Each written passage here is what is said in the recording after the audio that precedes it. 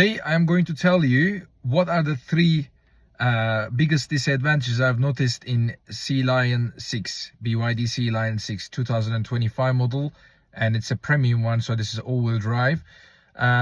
First things first, the most noticeable thing that I will start with is the boot space. The boot space of the car is very, very small comparing to, for example, holding Captiva or like a similar cars. So but talking the boot space, it actually gives you a quite decent a back space in here. So you got a quite nice passenger compartment if you want to fit a family or adults in the back, so 3 adults can fit comfortably. But it's compromising of the boot space, obviously, so it's not really a big boot space, and it's noticeable especially if you want to carry like a large items, if you go to hardware store, or like not just suitcases, but if you carry like a work items as well. Even if you fold the seats down, the boot space is not just that the length wise is small, but it's also that the width wise is also kind of narrower when you compare, and there's not much things useful in the boot. For example, there's no boot straps or hook points and everything. The second thing is I am going to talk about is another very big disappointment that I can say is the automatic door lock. For example, when you leave the car doesn't lock itself, and there is no way in the settings I've checked, and when I called the dealership, they said to me that there is no way, there's no possible way to make the car lock itself once you leave the car.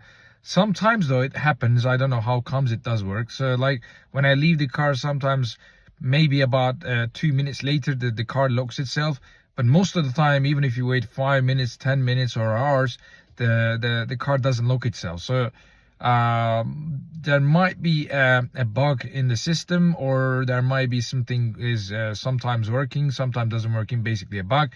But clearly saying that it's not a very convenient way to just leave your car, so you have to keep unlock the car and lock the car sort of from the mobile phone, or tapping or with the key. Luckily you got lots of options to lock and unlock the car, so it's not a big issue. But sometimes you forget locking the car, and then there's going to be an issue, and you're gonna think about, oh, did you lock the car or not. But again, because you got the mobile phone app wherever you are, basically, even you don't need to close distance to the car, you can still lock your car comfortably, which is a peace of mind, you can see. So even if you forgot to lock your car, you can still lock your car from away.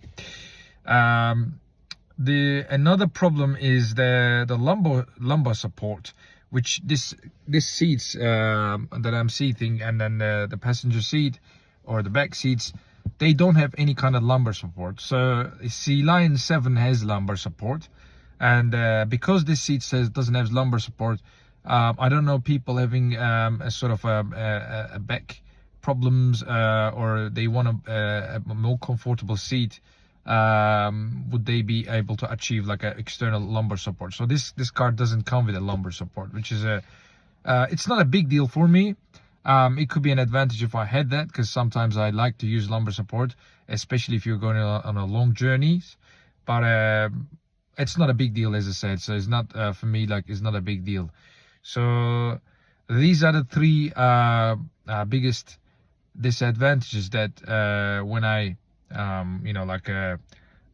purchased this car, I've noticed. And then maybe there are some more disadvantages, but in the next videos I'll talk about the other disadvantages. So just to recap again, I'll tell you, the first one was the boot space. It's comparing to what is the size of this car, it's got a less boot space comparing to many of the other cars.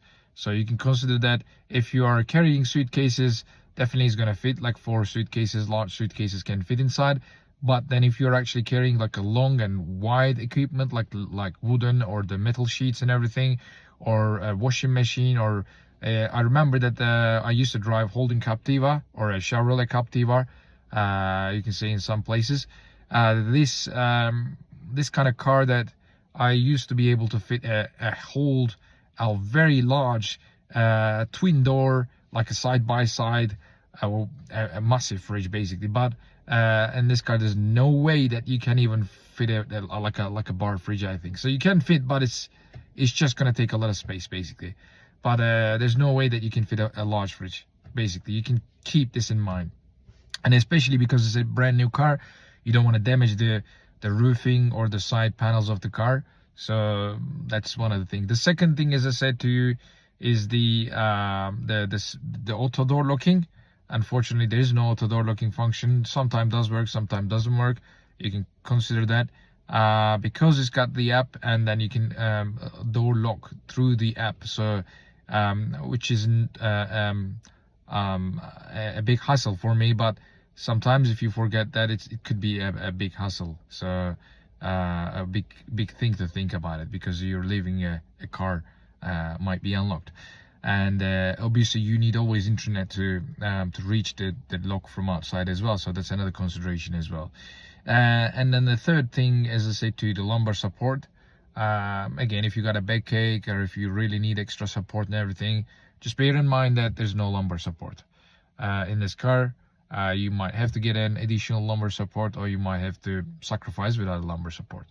And there's other things will come up soon, and I will tell you on the next video.